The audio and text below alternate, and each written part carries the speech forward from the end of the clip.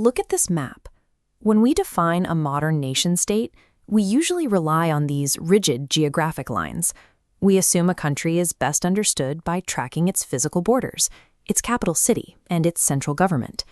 In the mid-20th century, as colonial rule ended and political power shifted hands, a group of Indian writers realized that geographic boundaries and government institutions couldn't accurately capture their own homeland. The novelist Raja Rao put it bluntly, "India is not a country like France's or like England. India is an idea, a metaphysic." If a civilization cannot be defined by its borders, its physical capital, or its political structure, what makes up the idea of India? To figure that out, we have to put the map aside.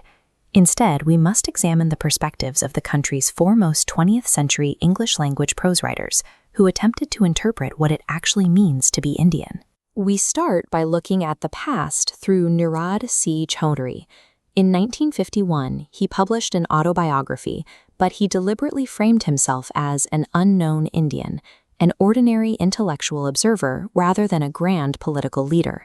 His personal experiences serve as a historical lens.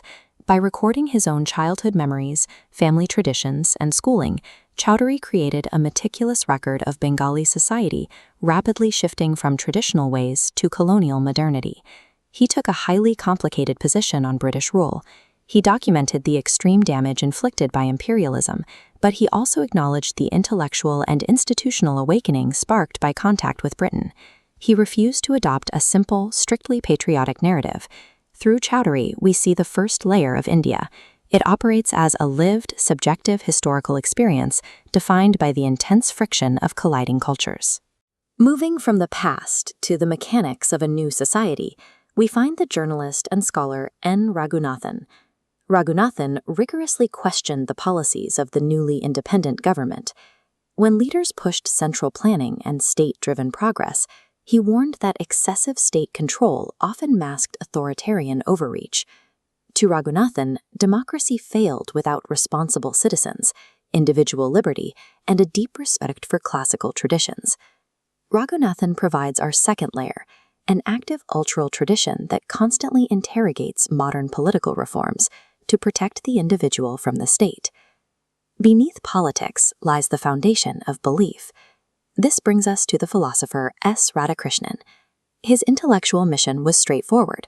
He wanted to dismantle Western misconceptions that viewed Indian religion as mere superstition, fatalism, or a collection of strange rituals. Radhakrishnan framed Hinduism as a highly dynamic way of life.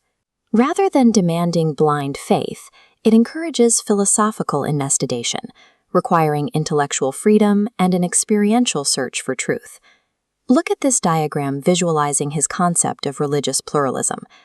Radhakrishnan argued that diverse forms of worship and separate philosophical paths are simply different vectors converging on the same ultimate reality. This forms the third layer. India acts as a tolerant spiritual dialogue rooted entirely in inner realization, unbothered by external borders. When you combine Chaudhuri's historical memory, Raghunathan's cultural critique, and Radhakrishnan's spirituality, you finally arrive back at the disruption we started with, the philosophy of Raja Rao. Rao relies on the Sanskrit concept of darsana, translating to a standpoint or vision. India, in this framework, is a specific way of perceiving reality. His thinking centers on non-dualism. This is the idea that the boundaries separating the self from the universe, or the material from the spiritual, are illusions that can be completely dissolved. You see this clearly in his novel Kantapura. A physical village becomes a spiritual battlefield as Gandhi's political ideas enter the community, turning a standard fight for national independence into a deeply moral quest for unity. In Rao's vision, India operates as a metaphysical perspective, an ongoing philosophical search for unity that makes lines on a map irrelevant. When you layer historical memory, cultural friction, and philosophical depth, those geometric borders look incomplete. But we must be careful not to romanticize a nation. A purely metaphysical vision cannot erase stark material realities, like poverty, caste inequality, and deep economic divisions. Today, we live in a world obsessed with rigid nationalism, physical borders, and pure materialism. The value of these writers is how sharply they contrast with that modern obsession. They prove that a culture is never a static monolith you blindly defend. Rather, it is an unfinished idea, a continuing, vital conversation between tradition, modernity, politics, and the spirit.